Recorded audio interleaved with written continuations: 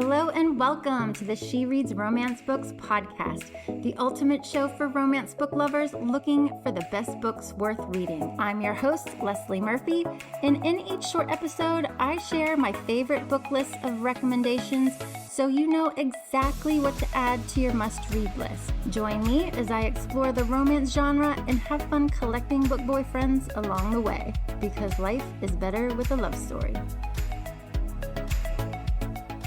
Hello, readers. Welcome back to the She Reads Romance Books podcast, where today I am talking about my February 2025 reading list.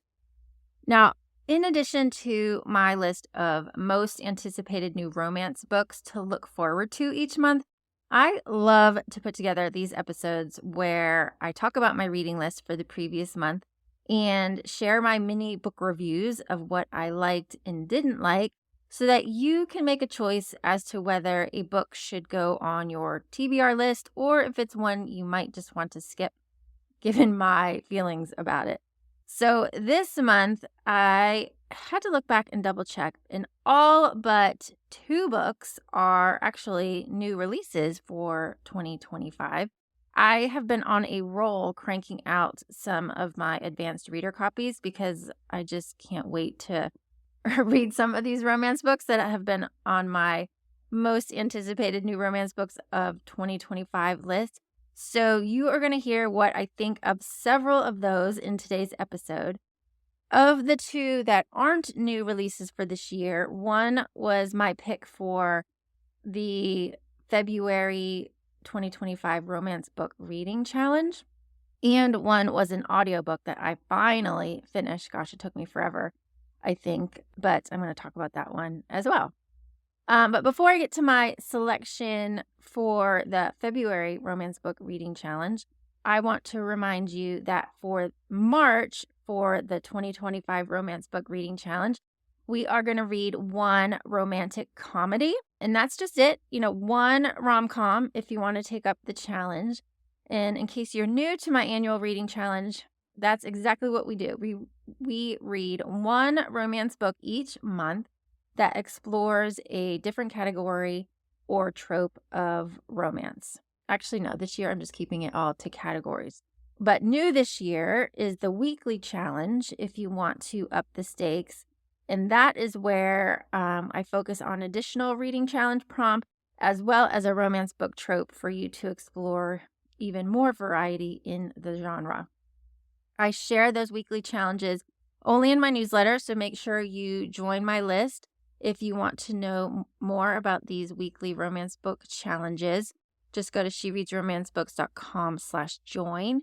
If you want to just create your own challenge on your own timetable, which I'm a big fan of, you can always purchase my A Year of Reading Romance card deck for yourself. It includes 52 playing card sized cards, each with a romance category or trope on one end and a reading challenge prompt on the other. So you can just shuffle up these cards, pull one out whenever you need help selecting a new book, or if you just want to add in some fun into your reading life. I really love this deck. I'm using it to help us along in our weekly challenges, and I think that you will love it too if you want to grab one for yourself. All right, also this month, we are reading Dream Girl Drama by Tessa Bailey for the She Reads Romance Books book club. I talked about this book in my January 2025 reading recap episode, but it is, just trust me, it's fantastic. And I am so looking forward to talking about Sig and Chloe's love story in book club later this March, and talking with the one and only Tessa Bailey for this month's author Q&A meetup on Zoom, which is just going to be fantastic. If you want to join us in the club, you can sign up at shereadsromancebooks.com/book club. Okay, time to now turn our sights to my reading list for February, which started with Onyx Storm by Rebecca Yarros. I had said in my January episode that I hadn't read it yet, even though it had released on January 21st, because I had to wait like 5 days to get my, exclusive deluxe hardcover that I'd pre-ordered way back in July. But it took 5 days to arrive and I was not happy with Target. which, I mean, I'm not happy with Target anyway right now, but I was not happy. It finally did arrive and I dove right in, but I read it at, I have to say, a much slower pace than my usual reading rate because there was a lot to absorb in it, from remembering all the characters, learning new characters, to learning the lands that they were traveling to and just all the things. But I read it and I loved it. I wasn't really sure what to expect because while I liked Iron Flame, I did feel like it was a bit long. And I mean, now as the third book in the series, I didn't want Onyx Storm just to be a filler, but I didn't think it was, in my opinion. It really continued the story along. I'm pretty much a sucker for Xaden with this series, and if I didn't love him enough already after reading the first 2 books in the Empyrean series, then I sure as heck do now, or if not even more, after reading Onyx Storm. He's just the perfect tortured hero who has even more demons to wrestle with in this book than he had in the previous books of the series. And yet his devotion to Violet is steadfast and his love really knows no bounds for her. He is just top book boyfriend material and keeps grabbing more of my heart with each book. So, as I said, this book absolutely carried this fantasy romance series along with the overarching storyline as well as the love story between Violet and Xaden. I loved how we came to know more about Adarna, that's how we say her name, in her kind, especially while seeing still some of her snark as a teenage dragon. Riddick, though, he became a new favorite of mine as like a side character because he provided some really awesome comedic relief throughout the story, which I don't think we've seen in the previous 2 books. As far as the cliffhanger, I didn't think it was as jaw-dropping as the one in Iron Flame, but it was great, and I cannot wait to see what it leads to next in book 4, which we probably won't see for another year and a half or so. Who knows? So if you're reading the series, I loved Onyx Storm. Highly recommend it. The next book that I read in February was Conviction by Nicole Edwards, as it was my pick for the February 2025 Romance Book Reading Challenge, which was to read one erotic romance. So this is book 1 of, I think, 12 total in her Club Dynasty series. I loved that it was a throwback title. It was first released, I had to check, back in 2012, but I had read book 11 in the series in the past. I don't really know why I started with book 11, but I think the storyline just grabbed me. But it's called Distraction, and I loved it, so I thought I would circle back to the beginning for my pick for the reading challenge. And funny enough, the character in Distraction is actually first mentioned in this book 1, but I can't believe it took until book 11 to get his story. But anyway, I rated this overall 3 stars. It's well written, but things about it just sort of bugged me, which is why I didn't really rate it higher. The story follows Samantha, who takes a new job and has this instant connection with the CEO of the company. And they end up finally deciding to act on their attraction. And she then comes to learn that he is into some, we'll say, kinky stuff, such as sharing her with his twin brother. Unfortunately for me, like, the beginning was really heavily focused on her job and the change, and then it kind of switched to this insta-lust and Logan pushing things on her without even asking her permission or consent first. And that just really bugged me, and I think it sort of clouded my view of the book after that.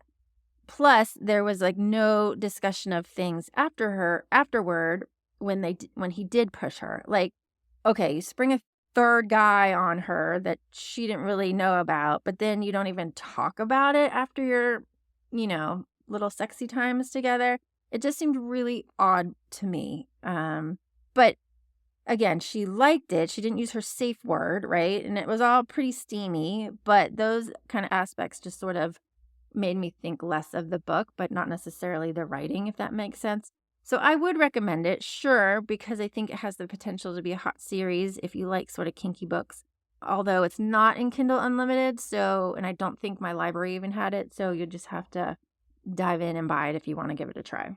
Okay, after Conviction, I snagged Beg, Borrow, or Steal by Sarah Adams from my local library.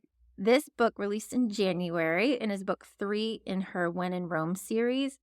I honestly think it can be read as a standalone, though you do see her sister and brother from the previous 2 books in it. I honestly didn't read When in Rome, the first book in the series, but I did read Practice Makes Perfect, and you might want to read at least that one.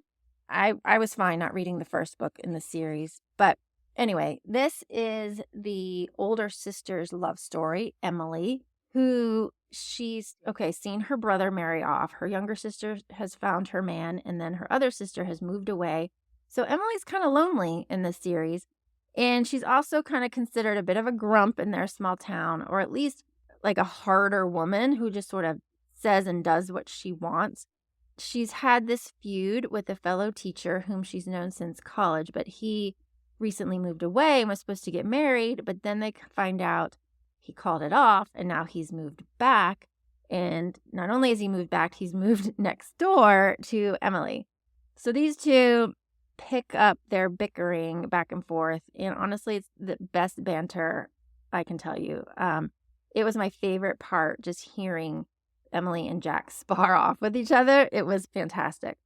And I loved how they finally sort of let their guards down to fall for one another. Plus, I really liked their backstories as well, like Emily and her loneliness and her secret that she's writing a romance novel. And then Jack, he has a secret as being a writer, and then he has this narcissistic father that he's been dealing with.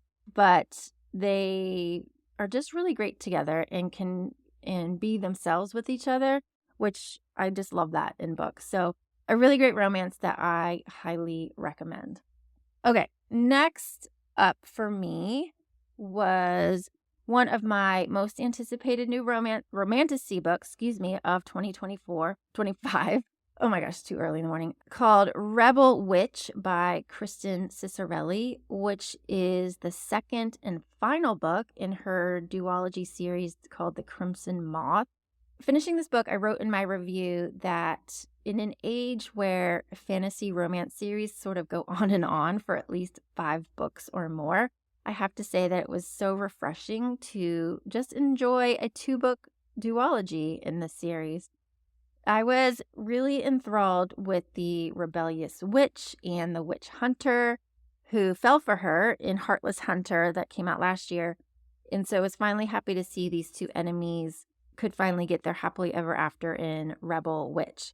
So Heartless Hunter was left on quite the cliffhanger, and Rebel Witch sort of picks right up where Rune, the witch, is trying to protect her fellow witches, and Gideon is set on assassinating her to prevent witches from returning to power. So, in case it's not obvious, Rebel Witch cannot be read as a standalone. You definitely need to read Heartless Hunter first. And while Gideon and Rune were enemies in the previous book who happened to fall in love, just not really tell each other that, in this book, they are enemies once more. They're trying to manage their feelings that honestly just won't go away. So I loved how they had to wrestle with feeling what was, quote, right to protect those they loved, while also knowing that in doing that, they would ultimately have to betray the love of their life. So if you're a romantasy lover looking for just, a quick series to devour and you like stories about witches, then I recommend the Crimson Moth series. Go ahead and check that one out. Okay, so my next read was an advanced reader copy of Winging It With You by Chip Pons, which is an romance that is going to release this June. I wanted to read it because I liked the reality TV show backdrop to this story, and it's a fake dating romance, which, I just love that trope. Plus, I think Chip Pons is someone who we are going to see a lot more of in the queer romance space, so I wanted to check out his work because I'd never read it. I think he's only written maybe 1 book before. I'm not really sure on that one, but wanted to check out his work. So Winging It With You is the one I grabbed.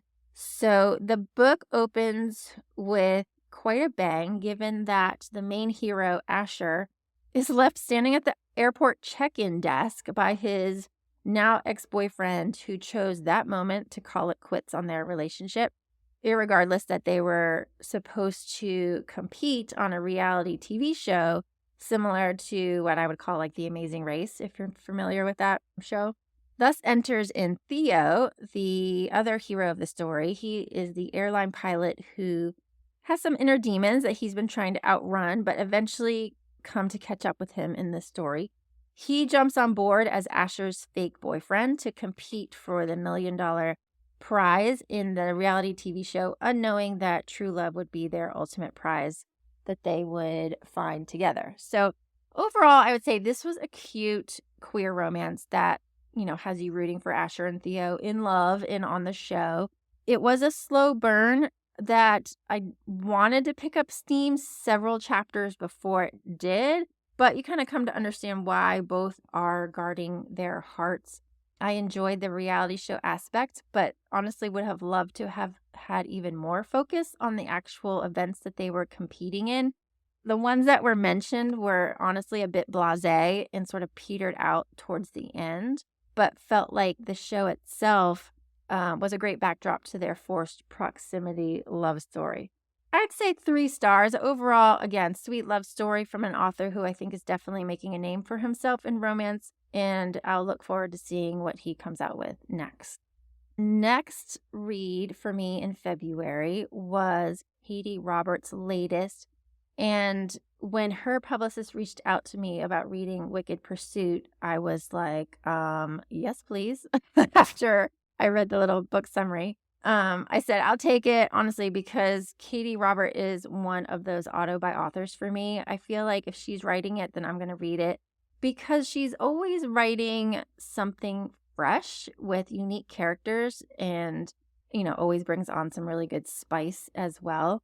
She just seems like an author who just writes what she wants to and doesn't really care what the world thinks or what even readers think. Like, I just think she gets so much joy out of this. And I love, as I said, the variety of her stories. So for this book, she teamed up with several other romance authors to create the Black Rose Auction series, a connected series of 6 books that interweave danger and spice that brings together some of the best steamy authors in romance. Her book, Wicked Pursuit, is the first, and it is a Little Red Riding Hood remix, which I thought was really cool.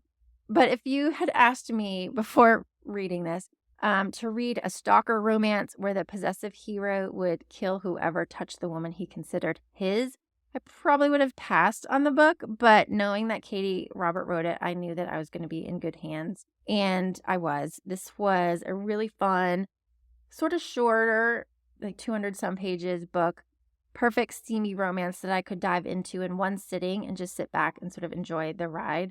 As I said, it's a quick read, isn't really high on too much character development or storyline, but just gives enough to hook you into it and have you curious to know who is this stalker called Wolf, what is Ruby going to do about it, and where will it kind of lead them.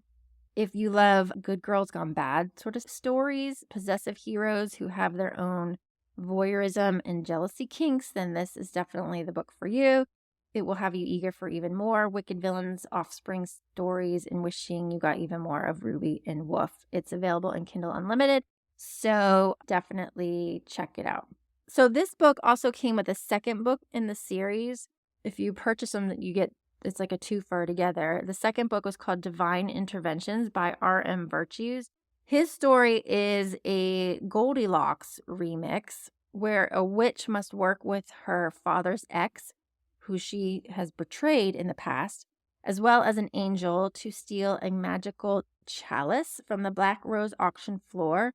But things get scorchingly complicated when all 3 agree that revenge is best served in the bedroom. I'll just say about this one, while I really enjoyed Wicked Pursuit, this one was like pulling teeth for me. I have never read a book by R.M. Virtues before, and while I think he has really great writing skills, it was really hard to follow this book. I think because it's part of his Sing Me to Sleep and series of sacrilegious events universe, but it's meant to be read as a standalone. But I really didn't think it is because I didn't understand what was going on with the angels. Were there demons or who was on the other side? And why did I care about these people in the book? Where was the chemistry build up between these people that led to like this, I guess, threesome? I don't really know. I skimmed a lot to just try and get to the end, but it was just confusing to me. And honestly, I just should have put it down. And so I would skip this one, maybe try some of the others in the series through Kindle Unlimited.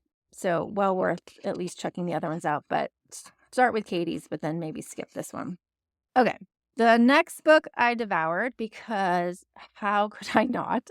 It was my advanced copy of Abby Jimenez's new romance book, Say You'll Remember Me. And I'm just going to start off by saying that Xavier Rush is hands down one of my favorite book boyfriends of 2025. Thank you, Abby, for creating this man who totally stole my heart in this new romance. Abby is one of those rare romance authors that I auto buy, I think, every single new release now because I just know she's going to deliver a swoon-worthy romance and it's going to rock me hard with all of the feels. And sure enough, this book was no different as I made my way through an entire tissue box while my heart sort of went through the ringer. It was one of my most anticipated new romance books of 2025 and did not disappoint. Basically, all you know from the book summary is that Samantha and Xavier first meet and don't hit it off, but then they go on this date and it's magic. But given Samantha's family crisis, she basically says, we can't be together, so forget me. But of course, neither one of them can. So as far as first dates go, Samantha and Xavier definitely had one of the best, so it's no wonder that they were never going to forget one another. I honestly don't think I will ever be able to hear the song Come On Eileen again without thinking about this book, and you'll know why if you read it. Abby, I feel like, wrote the best dialogue between Xavier and Samantha from their first meeting in his veterinary clinic and every interaction after. Despite them being total opposites, they were just perfect for one another. And I swear I highlighted so many lines between these two that honestly makes me believe that Abby should lead a seminar on dialogue because she's that good. And Xavier's like this grump, but his dry delivery on some lines were just epic. Like, I just loved it. Now, another thing that I always know about Abby's books is that they always pack a punch, right? And she did so with the topics of parental abuse yet again in this one, as well as parental dementia. There were only mentions of Xavier's upbringing, but it broke my heart, honestly, what this man had gone through. But I loved how one aspect of his story came sort of full circle. And, the dementia piece was pretty strongly prominent in it. But that's all I'm going to say about the book. It was wonderful. I think it's definitely worth reading. So go ahead and grab it when it comes out on April 1st of this year. Okay, the next book was another one of my most anticipated new romance books of 2025, and it is going on my best romance books of 2025 list because it's phenomenal, and that is Can't Get Enough by Kennedy Ryan, which releases this May. I started my book review saying that Kennedy Ryan is the author for stories that strike with a message while also making your heart soar with love, and that is so true with this book. Can't Get Enough in the entire Skyland series deserves all the stars in my mind. So if you haven't yet read the first two books, then get on that before this one drops, honestly. That being said, while I was already anxious for Kendrix's story, having read Before I Let Go and This Could Be Us, it can be read as a standalone. But I think for the full richness of the story and the sister bond between these three heroines, I would highly recommend reading the others before this one, or at least the book that dropped last year, This Could Be Us. The heroine of the story is Hendrix, as I said, and she is fierce, let me tell you. I loved everything about her tenacity, her drive, her love and care of those around her commitment to causes, the self-awareness and self-esteem, and the standards that she never wavered from when it came to the partner that she deserved in her life. I loved how Hendrix is a child-free woman by choice and how she defends this choice when she shouldn't have to, quite frankly, and yet demonstrates how love and mothering of others can come in so many other forms. I loved how she was a self-made woman who was also supporting other Black women through her venture capital fund, but whose fun comes under attack just as others have in real life. And I really like how Kennedy brought that piece into the story. And another big part of the story, I loved how Hendrix cared so deeply for her mother, who was grappling with Alzheimer's. So this seems to be a popular storyline this year. But how genuine and authentically Kennedy portrayed this illness and its effects on those you love was just fantastic in the story. And so all of these issues were weaved together so effortlessly in the story in a way I think that gets to the heart of the matter, but yet without overshadowing the central love story. And I should say, gosh, most of all, I loved that this book featured a mature, sexy, driven woman who was 40 and not 25, which leads me to one of the best book boyfriends, who was Maverick, the hero of the story. Gosh, Kennedy wrote just a wonderful man in the billionaire who seriously had like zero flaws. He was hooked from the start, played his cards right, slowly building up a friendship and then pursuing Hendrix when the time was right. I loved their buildup in Kennedy didn't need to resort to any extreme drama or really any third act breakup for a couple made up of two smart people, right? Who communicate and put care for one another first and foremost. So anyway, I honestly didn't want this. I feel like I'm going on and on. You should read my entire book review on She Reads Romance Books, but I didn't want the story to end or the series to end, but the epilogue, I would say, gave a really great wrap up to the series. So as I said, I could go on and on, but needless to say, I loved it and highly recommend it to you as well. Okay, I mentioned earlier that one of the throwback titles on my reading list from the past month was an audiobook, and that was All Roads Lead Here by Mariana Zapata. It took me a while to get through this because it's super long. And, you know, in hindsight, given the length of the story, which I think is over 600 pages, and her knack for like slow burn romances, I think I might have liked the book better if I read it instead of listened to it, because it just made everything so much slower listening to it for as long as I did. I did enjoy it, but the voice of the heroine too for the audiobook, she kind of grated on me at first. And as I said, the beginning was just slow with a lot of repetition of just points made over and over and over again. But I loved Sebastian York as the narrator for the character Rhodes. His voice was just perfect for the grumpy neighbor. But this was a story about Aurora returning to a small town in Colorado where she grew up with her single mother, who had tragically died while hiking alone in the mountains back when she was a young teen. So Aurora is back after her breakup and is going to go on some of the hikes that her mom cataloged in her journal, all while renting this garage apartment of the grumpy game warden Rhodes, who has a teenage son. I loved Amos, the son, and I liked how Tobias Rhodes let Aurora determine when she was ready for more once it became apparent that he was interested. But it was slow, and you have to be okay with her talking a lot about hiking in the outdoor store that she works at.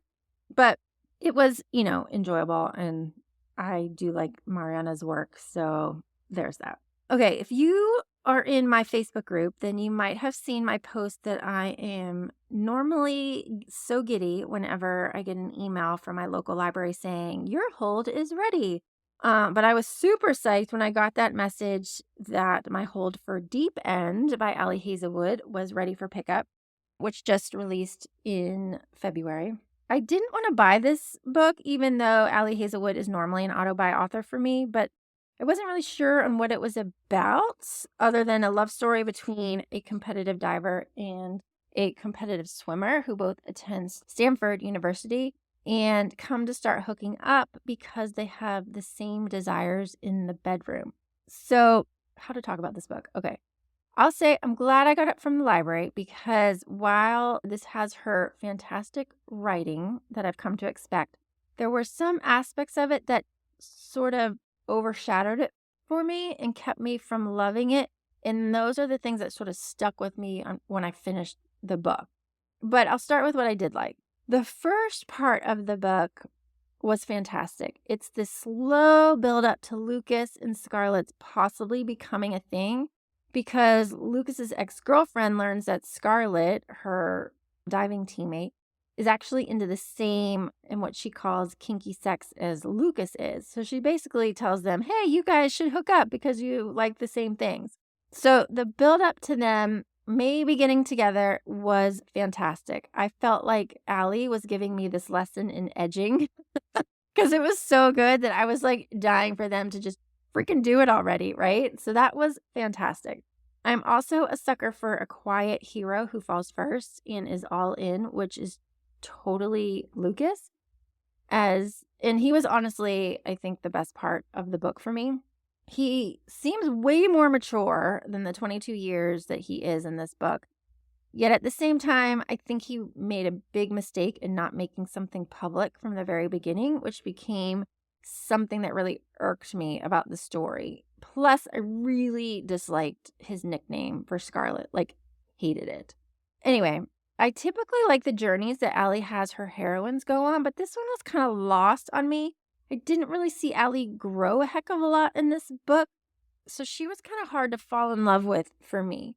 Her mental trauma with her diving sort of got brushed aside, though I really liked how she was a competitive diver. I mean, she did go to therapy, but even that seemed sort of a bit pointless and didn't really seem to show any help to her in any ways. The book kind of went on. And so that kind of brings me to the things I didn't like that overshadowed what I did like. So I liked the buildup that was edging, but then it got slow and repetitive, which can be fine, but they weren't together a lot of the story, like even hanging out, and their separations didn't really add to the story or contribute to their relationship, in my opinion. And also, I really didn't like the ex-girlfriend who became Scarlet's new best friend, as this angle really clouded the story for me. It wasn't really a love triangle, but created just enough tension that I didn't like.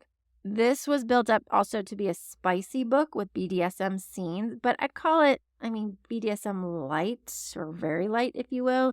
It was an interesting way to bring them together, absolutely, which they set up with, filling out their own kink lists and so forth. But in practice and on the page, it was really just some power play dynamics in their few hookups. Really, that was really all that it is. So I wouldn't let that dissuade you from the book. And this might be my biggest hang up that I couldn't stop thinking about throughout the book was how freaking fast that Scarlet would orgasm every time they got together. I mean, I think, in each sex scene, she just got faster and faster, like within 30 seconds of any like initiation of anything.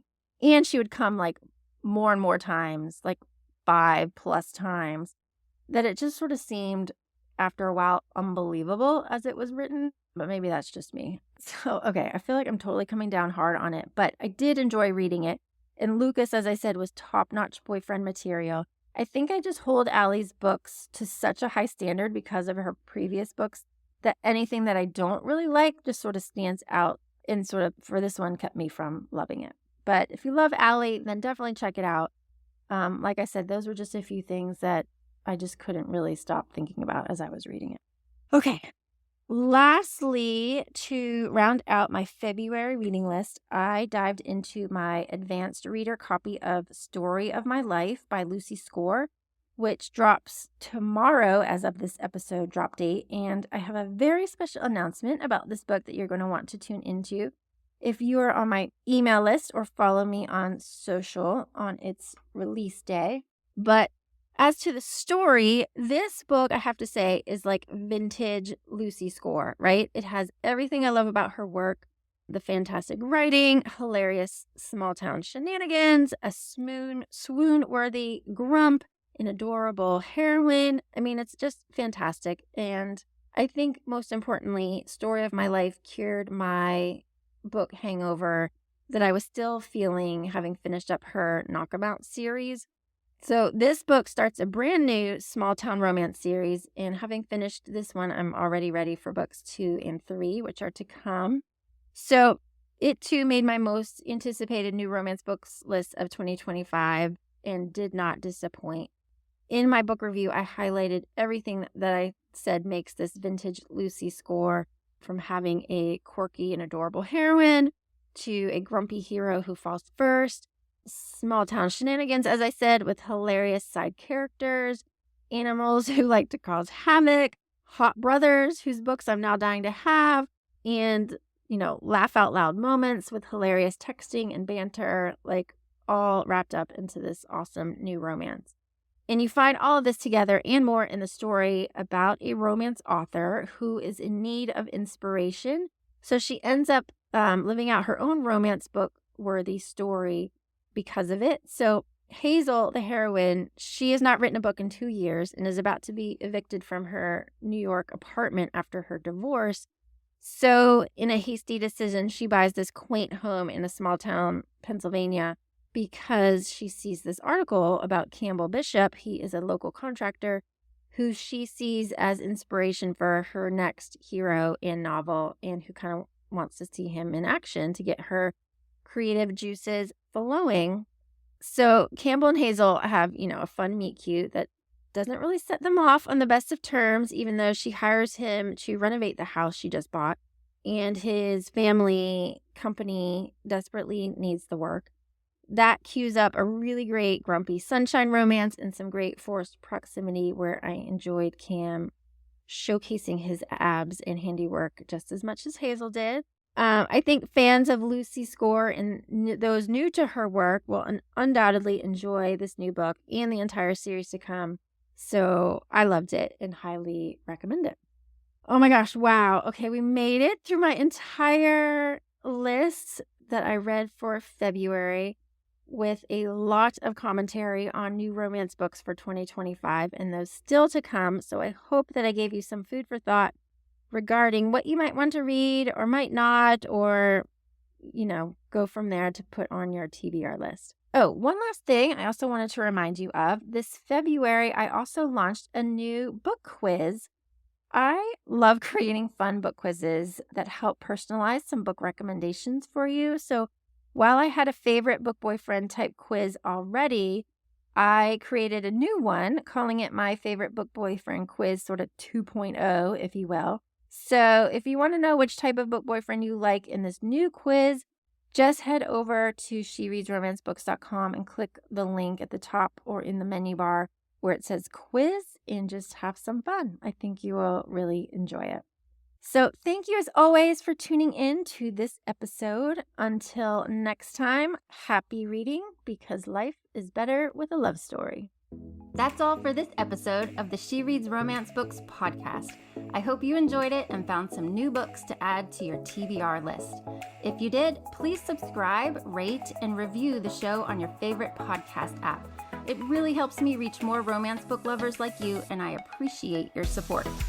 If you're a book boyfriend collector like me, then you'll want to join my email list so you never miss a podcast episode or a new book list.